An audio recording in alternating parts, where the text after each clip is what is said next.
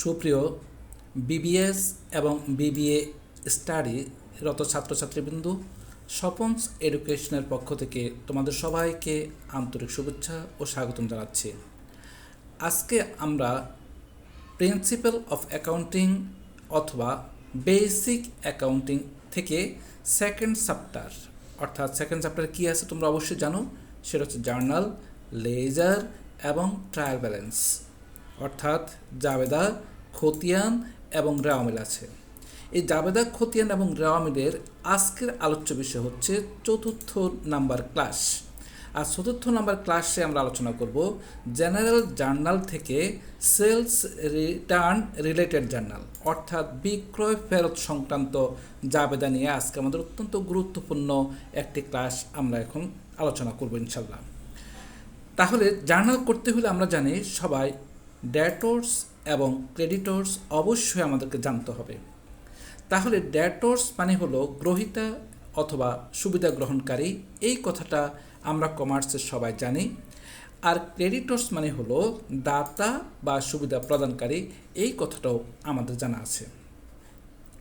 এখন প্রশ্ন হলো, এই ডেটর্স এবং ক্রেডিটর্স জানতে গিয়ে আমরা যারা সায়েন্স থেকে এসেছি অথবা যারা আর্টস থেকে আসছি, এদের মধ্যে দেখা যাচ্ছে আমাদের কিছু ঝড়তা বা বেশ কিছু সমস্যার সৃষ্টি হয়। কেননা এখানে আমাদেরকে জানতে হয় অ্যাসেটস কখন বাড়ে, অ্যাসেটস কখন কমে, লাইবিলিটি কখন বাড়ে, লাইবিলিটি কখন কমে, এক্সপেন্স কখন বাড়ে, এক্সপেন্স কখন কমে, এবং ওনার্স ইকুইটি কখন বাড়ে, ওনার্স ইকুইটি কখন কমে। এই বিষয়গুলো আমাদেরকে অবশ্যই জানতে হয় জার্নাল করার জন্য। কিন্তু এত জটিল বিষয়গুলো আলোচনা না করে আমি মাত্র 2টি টপিক্সের মাধ্যমে আজকেও আমাদের এই ক্লাসটি সমাপ্ত করব। সেলস রিটার্ন রিলেটেড যতগুলো জার্নাল আছে সমস্ত জার্নালগুলো মাত্র এই 2টি টপিক্সের মাধ্যমে আমরা শিখে ফেলব। এবং এই 2টি টপিক্স আমাদেরকে জানতে হলে কি জানতে হয় সেটা আমরা বিগত ক্লাসগুলো পেয়েছি। আমাদেরকে জানতে হবে গুডস এবং জানতে হবে অ্যাসেটস। তাহলে গুডস কি সেটা আমরা জানি। গুডস হচ্ছে সাধারণত কোনো একটা অর্থ ব্যয় করে যদি কোনো কিছু কেনা হয় এবং সেই জিনিসটা 1 বছরের বেশি স্থায়ী থাকে না, সেগুলোকে গুডস বা পণ্য বলা হয়। এটা আমরা জানি, যেমন চাল, আটা, ময়দা, চিনি, তেল এক্সেট্রা, এগুলোকে সাধারণত গুডস হিসাবে গণ্য করা হয়। আর অ্যাসেটস হচ্ছে সাধারণত যে সকল অর্থ ব্যয় করে ব্যবসায় যেটা আনা হয় তার স্থায়িত্ব যদি 1 বছরের বেশি থাকে তাহলে সেটাকে অ্যাসেটস বলা হয়। এখন আমরা জানি অ্যাসেট যেমন হচ্ছে furniture, machinery, plant, land etcetera, এগুলো হচ্ছে অ্যাসেটস, এগুলো 1 বছরের বেশি সময় ধরে স্থায়ী থাকে। এখন আমরা এই কথাটাও জানি যখন কোনো গুডস বিক্রি করা হয় তখন সবসময় সেলস অ্যাকাউন্ট ক্রেডিট হয়, সেলস রিটার্ন সবসময় ডেবিট হবে। তাহলে এই কথাটা আমাদেরকে অবশ্যই জানতে হবে, যে কোনো বিক্রয় করলে সেলস অ্যাকাউন্ট বা বিক্রয় হিসাব ক্রেডিট হয়, আর সেলস রিটার্ন আসলে সবসময় সেলস রিটার্ন ডেবিট হয়। এটা আমাদেরকে জানতে হবে। সেলস করলে এবং রিটার্ন হলে আমাদের কি ফলাফল দাঁড়ায়। ধরে নিচ্ছি আমি রহিমের নিকট 2000 টাকার পণ্য বিক্রি করেছি। যেমন গুডস সোল্ড টু রহিম টাকা 2000, রহিমের নিকট 2000 টাকার পণ্য বিক্রি করা হয়েছে। আমি বিক্রয় জার্নাল করে তারপর রিটার্ন দেখালে তোমাদের বুঝতে সুবিধা হবে। তাহলে আমরা রহিমের নিকট বিক্রি করেছি, রহিম এখানে সুবিধা গ্রহণকারী, আর যেহেতু বিক্রি করেছি বিক্রয় হিসাব ক্রেডিট হবে, তাহলে মিস্টার রহিম হিসাব, রহিম অ্যাকাউন্ট ডেবিট আর সেলস অ্যাকাউন্ট ক্রেডিট হয়ে গেল। তাহলে বিক্রয় জার্নালটা আমরা করে ফেললাম, অর্থাৎ বিক্রয় করে ফেললাম। এখন যে কোনো কারণে মিস্টার রহিম কী করলো, সে পণ্যগুলো থেকে আমাদের কিছু অংশ অথবা সম্পূর্ণ পণ্যগুলো ফেরত দিতে পারে। আর যখনই ফেরত দিবে তখন সে ঘটনাটাকে বলা হয় সেলস রিটার্ন। আর সেলস রিটার্ন যখনই হবে তখন সেটাকে হিসাবের প্রাথমিক বহিতে অর্থাৎ জার্নালে এন্ট্রি করতে হবে। তাহলে সেলস রিটার্ন জার্নালটা যখন হয়, যেমন গুডস রিটার্ন ফ্রম রহিম টাকা 1000, রহিমের নিকট থেকে 1000 টাকার পণ্য ফেরত এসেছে। আমি বলেছিলাম সেলস হলে সেলস অ্যাকাউন্ট ক্রেডিট হয়, আর সেলস রিটার্ন হলে অবশ্যই সেলস রিটার্ন ডেবিট হয়। তাহলে সেলস রিটার্ন ডেবিট, আর কার থেকে ফেরত আসছে, রহিম থেকে ফেরত আসছে, রহিম অ্যাকাউন্ট ক্রেডিট। এখন এই যে সেলস করলাম 2000, রিটার্ন আসলো 1000, আমি তার কাছে আর কত টাকার পাওনা আছি? আর পাওনা আছি 1000। কীভাবে 1000 পাওনা আছি সেই বিষয়টা আমরা একটু দেখে নিই। অর্থাৎ আমি রহিমের হিসাব যদি করতে যাই, তাহলে রহিম অ্যাকাউন্ট হচ্ছে আমি টোটাল ডেবিট করেছিলাম 2000, ডেবিট মাইনাস ক্রেডিট। তাহলে রহিমের কাছে যখন পাঠিয়েছি তখন 2000 টাকা ছিল, আর তার থেকে যখন ফেরত চলে আসছে তখন 1000 টাকা ফেরত আসছে। অটোমেটিক্যালি আমরা বুঝতেছি রহিমের নিকট আমি এখন পাওনা আছি 1000 টাকা। কিভাবে? অর্থাৎ রহিমের নিকট 2000 টাকা পণ্য বিক্রি করেছি, ডেবিট ছিল, আর রহিমের নিকট থেকে ফেরত আসছে 1000, ক্রেডিট হয়ে গেছে। ডেবিট এবং ক্রেডিটকে অ্যাডজাস্ট করলে আমি তার কাছে পাওনা আছি আর মাত্র 1000। এখন আমি যদি বলি আমি কত টাকার পণ্য এই মুহূর্তে আমার বিক্রি করা হয়েছে, অ্যাকচুয়াল আমি পণ্য বিক্রি করেছিলাম 2000, সেলস হয়েছিল 2000, কিন্তু রহিম আমাকে কি করলো, ওখান থেকে সেলস রিটার্ন করেছে 1000, অর্থাৎ 2000 মাইনাস এখানে ক্রেডিট, এটা আমি ক্রেডিট দেবো, ক্রেডিট, আর এটা হচ্ছে ডেবিট, রিটার্ন করলাম। তাহলে 2000 থেকে 1000 চলে গেলে আর থাকে 1000।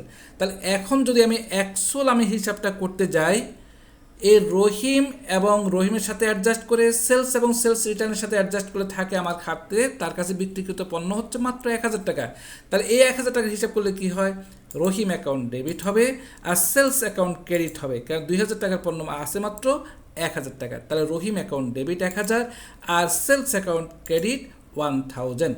আশা করি আমরা এই ঘটনাটুকু বুঝতে পেরেছি। এখন আমরা আরও একটি রিয়েল এক্সাম্পলের মাধ্যমে বিষয়টাকে একটু বুঝতে চেষ্টা করি। কিছুক্ষণ আগে আমরা শিখলাম যদি পণ্য বা গুডস রিটার্ন আসে, বিক্রয় করলাম এবং রিটার্ন আসতো, এখন যদি অ্যাসেটস বিক্রয় করি, সেলস করি এবং সেখান থেকে যদি কোনো রিটার্ন আসে তখন কি হবে?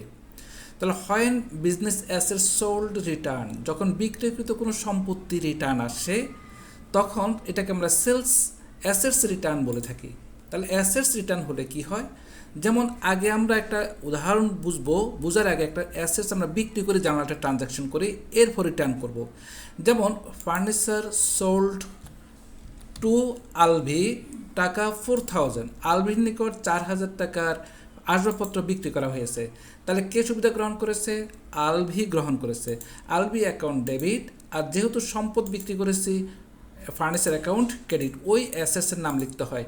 এবং যখন পণ্য বিক্রয় করেছিলাম তখন আলবি অ্যাকাউন্ট ডেবিট, তাহলে সেলস অ্যাকাউন্ট ক্রেডিট হতো, কিন্তু অ্যাসেটস হওয়ার কারণে আলবি সুবিধা গ্রহণ করেছে, আলবি অ্যাকাউন্ট ডেবিট, আর যেহেতু অ্যাসেটস বিক্রি করেছে, অ্যাসেটস মানে ফার্নিচার অ্যাকাউন্ট ক্রেডিট, টাকা 4000।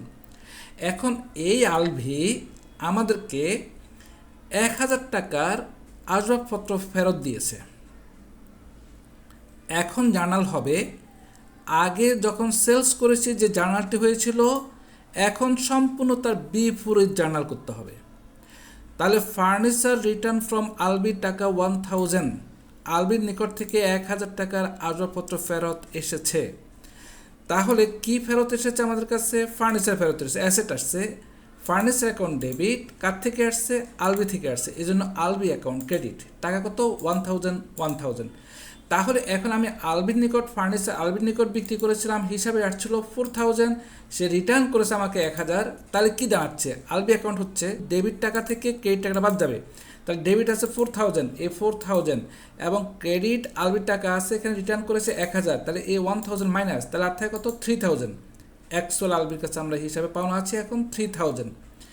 এখন যদি আসে আমরা এই অ্যাসেটসের হিসাবটা করব, অর্থাৎ ফার্নিচারের হিসাব করব, তাহলে ফার্নিচার ক্রেডিট যখন বিক্রি করেছিলাম তখন ছিল ক্রেডিট 4000, আর যখন তার থেকে রিটার্ন আসছে তখন ডেবিট হয়েছে কত? 1000। অর্থাৎ আমি ফার্নিচার বিক্রয় করেছি 4000, তাহলে 4000 মাইনাস ফার্নিচার 1000, তাহলে আমার থাকে কত? 3000। অর্থাৎ আলবির নিকট বিক্রি করেছি 4000, সে রিটার্ন করেছে 1000, তার কাছে পাওনা আছি আমি আরও 3000। আর ফার্নিচার বিক্রি করেছি মোট 4000, আর এখন সেটা রিটার্ন হয়েছে কত টাকা? 1000, তাহলে আর থাকে কত টাকা? 3000। তাহলে এখন আসি আমরা কিছু সেলস রিটার্ন রিলেটেড জার্নালটাকে আমরা একটু দেখে নিই, এবং এই জার্নালগুলো যদি আমরা পারি তাহলে সকল সমস্যাগুলো আমরা সমাধান করতে পারবো ইনশাল্লাহ। তো এখন এই সেলস এবং সেলস রিটার্ন সংক্রান্ত ঘটনাকে আমরা যখন জার্নালে ট্রান্সফার করব অর্থাৎ জার্নাল করব, তখন সেলস রিটার্ন জার্নালগুলো কী হয় তার সারমর্মটাকে আমরা একটু দেখি। When goods sold are return, যদি কোনো বিক্রয়কৃত পণ্য ফেরত আসে, সেলস রিটার্ন সবসময় ডেবিট হবে। কি হলে? গুডস হলে, পণ্য হলে সেলস রিটার্ন সবসময় ডেবিট হবে। আর when assets sold is return, যদি কোনো সম্পত্তি রিটার্ন আসে তাহলে ওই অ্যাসেটস অ্যাকাউন্ট সবসময় ডেবিট হবে। তাহলে আমাদেরকে দুইটি টেকনিক যে কথা বলেছিলাম, সে দুইটি টেকনিকের নাম্বার 1 হলো, যদি কোনো পণ্য বিক্রয় করে থাকি, গুডস বিক্রয় করে থাকি, সেই বিক্রয়কৃত পণ্য যদি ফেরত আসে, সেলস রিটার্ন সব সময় ডেবিট হবে যদি সেটা গুডস বা পণ্য হয়। যদি কোনো অ্যাসেটস বিক্রয় করে থাকি এবং সেই অ্যাসেটস রিটার্ন আসে, তাহলে সব সময় অ্যাসেটস অ্যাকাউন্ট ডেবিট হবে। এখন আসি আমরা ক্রেডিট কি হবে। ক্রেডিট হচ্ছে ইফ সেলস রিটার্ন, যদি বিক্রয় ফেরত কোনো কাস্টমারের নাম উল্লেখ না থাকে তাহলে আমরা লিখব accounts receivable credit. If credit sales return, যদি ধারে বিক্রয় করে থাকি, বাকিতে বিক্রয় করে থাকি এবং সেই বিক্রয়কৃত পণ্য যদি ফেরত আসে, কার থেকে আসছে? কাস্টমার থেকে আসছে অথবা অ্যাকাউন্ট রিসিভেবল। যদি কাস্টমারের নাম থাকে তার নাম লিখব অথবা অ্যাকাউন্টস রিসিভেবল ক্রেডিট লিখব। এবং যদি নগদে বিক্রি করে থাকি, ইফ ক্যাশ সেলস রিটার্ন, নগদে বিক্রয়কৃত যদি পণ্য ফেরত আসে, তখন আমরা কি করব? নগদ যখন বিক্রি করেছি, নগদটা গ্রহণ করেছি, এখন ফেরত হয়েছে, তাহলে সেটাকে আমরা ক্রেডিট করব, অর্থাৎ ক্যাশ অ্যাকাউন্টকে ক্রেডিট করব। এখন আসি অ্যাসেটস রিটার্ন ফ্রম কাস্টমার, যদি কোনো কাস্টমার নিকট থেকে বিক্রয়কৃত সম্পত্তি ফেরত আসে, তাহলে অবশ্যই যখন তার কাছে বিক্রি করেছিলাম তখন ওই কাস্টমার অ্যাকাউন্ট ডেবিট হয়েছিল। রহিমের নিকট বিক্রি করলে রহিম অ্যাকাউন্ট ডেবিট, কামালের নিকট বিক্রি করলে কামাল অ্যাকাউন্ট ডেবিট। এখন আসি, যদি আমাদের ওই কামাল থেকে কোনো অ্যাসেটস রিটার্ন আসে তাহলে ওই কাস্টমার অ্যাকাউন্ট ক্রেডিট হবে, তখন ছিল ডেবিট, এখন হবে ক্রেডিট। আর যদি নাম থাকে তাহলে ওই নাম অ্যাকাউন্ট ক্রেডিট হবে। তাহলে আমরা সেলস রিটার্ন সংক্রান্ত উপরের আলোচনার প্রেক্ষিতে বেশ কিছু জার্নাল অর্থাৎ 10টি জার্নাল করব। এই 10টি জার্নাল করার পর যে কোনো সমস্যার সমাধান আমরা করতে পারব। আমরা কি শিখেছিলাম সংক্ষেপে আমি একটু জার্নাল করা শুরু করার আগে বলবো, যদি সেলস রিটার্ন পণ্য হয়, অর্থাৎ পণ্য বিক্রি করলে যদি সেটা রিটার্ন আসে, সেলস রিটার্ন ডেবিট হবে। অ্যাসেটস বিক্রি করলে সেটা যদি ফেরত আসে তাহলে ওই অ্যাসেটসের নাম ডেবিট হবে। যদি কোনো পণ্য নাম ধরে বিক্রি করা হয়, সেটা ফেরত আসতে সেই পণ্যের নাম ডেবিট হবে। ক্রেডিট কি হবে? সরাসরি আমরা প্র্যাকটিস করতে থাকি। যেমন সেলস রিটার্ন জার্নাল যদি হয়, অর্থাৎ বিক্রয়কৃত পণ্য ফেরত যদি আসে, তাহলে যেহেতু পণ্য, এখানে কোনো অ্যাসেটসের নাম নাই, পণ্য ফেরত এসেছে, তাহলে সেলস রিটার্ন অ্যাকাউন্ট ডেবিট। আর এখানে কি আসছে? যেহেতু পণ্য আসছে, কোনো অ্যাসেটসের নাম না থাকলে পণ্য হয়, তাহলে কার থেকে আসছে তার নামও নাই, সুতরাং এখানে অ্যাকাউন্টস রিসিভেবল অথবা কাস্টমার নেম অ্যাকাউন্ট ক্রেডিট হবে। এখানে যেহেতু কাস্টমার নেম নাই, অ্যাকাউন্ট রিসিভেবল ক্রেডিট হবে। এখন পরবর্তী জার্নাল আমরা আসি, এখানে নাম্বার 2 হবে। যাই হোক, আমি 2, 3, 4 এভাবে আমরা ধরে নিব। নাম্বার 2 আসছে goods return from Abir for poor quality, নিম্নমানের জন্য আবির হতে 2000 টাকার পণ্য ফেরত এসেছে। কি আসলো? গুডস বা পণ্য আসছে। কার থেকে আসছে? আবিরের নিকট থেকে ফেরত আসছে। তাহলে যেহেতু আবিরের নিকট থেকে ফেরত আসছে, আমরা পণ্য পেয়েছি, নামও পেয়েছি। যদি পণ্য ফেরত আসে, সেলস রিটার্ন ডেবিট হয়, তাহলে সেলস রিটার্ন ডেবিট। আর কার থেকে আসছে? আবির থেকে আসছে, আবির অ্যাকাউন্ট ক্রেডিট। টাকা কত? 2000, তাহলে ডেবিটে 2000, ক্রেডিটও 2000 হবে। এখন আসি আমরা পরবর্তী যে জার্নালটি, সে জার্নালটি একটু করতে চেষ্টা করি। পরবর্তী জার্নালটি হচ্ছে number 3, return of goods by customer for late delivery টাকা 800, দেরিতে সরবরাহের জন্য 800 টাকা মূল্যের পণ্য ফেরত দিয়েছে। তাহলে এখানে কিন্তু আমাদের কাস্টমারের নাম নাই এবং পণ্য আসলে সেলস রিটার্ন ডেবিট হয়, সেলস রিটার্ন ডেবিট। আর কাস্টমারের নাম না থাকলে আমরা অ্যাকাউন্টস রিসিভেবল ক্রেডিট লিখব। তাহলে অ্যাকাউন্টস রিসিভেবল ক্রেডিট টাকা কত 800, আমরা এখানেও লিখব 800, এখানেও 800 লিখব। এবার পরবর্তী যে জার্নালটি আমরা করব সেই জার্নালটি হচ্ছে নাম্বার 4 জার্নালটি আমাদেরকে বলা হলো গুডস সোল্ড আর টাকা 10,000, অর্থাৎ 10,000 টাকার পণ্য বিক্রি করা হয়েছিল। অফ হুইচ গুডস ওয়ার্থ টাকা 2,000, মাত্র 2,000 টাকার গুডস আমাদেরকে রিটার্ন করা হয়েছে। তাহলে আমরা লিখব সেলস রিটার্ন ডেবিট আর অ্যাকাউন্টস রিসিভেবল ক্রেডিট, কেননা কোনো কাস্টমারের নাম এখানে নাই। সুতরাং যদি কাস্টমারের নাম উল্লেখ না থাকে অ্যাকাউন্ট রিসিভেবল ক্রেডিট লিখতে হয়। আমরা লিখলাম টাকা হবে কত, এখানে 2,000, এখানেও 2,000। আচ্ছা, নেক্সট নাম্বার 5, এখানে আমাদের নাম্বার হবে 5 হলো টাকা 5,000 on return of goods sold at 10% discount. খুব ভালো করে এই অ্যান্টিটাকে আমরা বুঝতে চেষ্টা করি। আমাদেরকে বলা হলো টাকা 5,000 on return of goods sold, 5,000 টাকার পণ্য বিক্রি করা হয়েছে এবং 10% ডিসকাউন্টে বিক্রি করা হয়েছে। সে টাকার পণ্যগুলো এখন ফেরত আসছে। আমরা ওই ডিসকাউন্ট টাকাটা কি করব, বাদ দিয়ে অবশিষ্ট টাকা হিসাবভুক্ত করতে হবে। এখন যখন ফেরত আসবে ওই 10% ডিসকাউন্টের টাকা বাদ দিয়ে আমাদেরকে পণ্যটা ফেরত পাঠানো। তাহলে সেলস গুডস যেহেতু আসছে সেলস রিটার্ন ডেবিট, আর যেহেতু কোনো কাস্টমারের নাম নাই অ্যাকাউন্ট রিসিভেবল ক্রেডিট। টাকা কত হবে, 500 টাকা বাদ দিলে হবে 4,500, এখানেও হবে কিন্তু 4,500, কেননা সবসময় আমরা জানি যে কারবারি বারটা কখনো হিসাবভুক্ত হয় না। এবার আসবো আমরা নাম্বার 6 হলো goods sold for cash are return টাকা 3,000। আমরা কি করেছি, নগদে বিক্রয় করেছি এবং সেই নগদে বিক্রয়কৃত পণ্য ফেরত এসেছে। আমাদের প্রত্যেকটা ট্রানজ্যাকশান কিন্তু ভিন্ন ভিন্ন স্টাইলের এবং যেহেতু ঘটনাগুলো ভিন্ন ভিন্ন আমরা বুঝতে পারলে সহজে আমরা করতে পারবো। কি বলা হয়েছে, আমরা নগদে বিক্রয় করেছি, নগদে বিক্রয়কৃত পণ্য 3,000 টাকার ফেরত আসছে, অর্থাৎ নগদ বিক্রয় ফেরত আসছে। তাহলে যখন নগদে ফেরত আসে এখানে আমাদের কি করব, ক্যাশ অ্যাকাউন্ট ক্রেডিট লিখব। তাহলে এখানে সেলস রিটার্ন গুডস ফেরত আসছে, অতএব সুতরাং সেলস রিটার্ন ডেবিট, আর এখানে আমাদেরকে আসছে ক্যাশে ক্যাশ অ্যাকাউন্ট ক্রেডিট। টাকা হবে কত টাকা, 3,000, এখানে আমরা লিখব 3,000, ক্রেডিটও লিখব 3,000। এবং পরিশেষে যে এন্ট্রিটা আমরা করব, স্টেশনারি সোল্ড টু মিলান টাকা 5,000, রিটার্ন স্টেশনারি টাকা 2,000। স্টেশনারি বিক্রি করা হয়েছে মিলানের নিকট 5,000 টাকা। যেহেতু ক্যাশ উল্লেখ নাই সেহেতু ধরে নেব আমরা বাকিতে, অর্থাৎ অন অ্যাকাউন্ট সোল্ড। তাহলে অন অ্যাকাউন্ট হলে মিলান অ্যাকাউন্ট ডেবিট হয়েছিল, তখন আমরা তার কাছে বিক্রি করেছিলাম। এখন সেটা কি হলো, রিটার্ন আসছে। কার থেকে আসছে, মিলানের নিকট থেকে আসছে। যখন মিলানের নিকট বিক্রি করেছিলাম তখন মিলান হয়েছিল ডেবিট, এখন মিলান হবে ক্রেডিট, কেন তার থেকে ফেরত আসছে। এখন কি বিক্রি করেছিলাম, স্টেশনারি।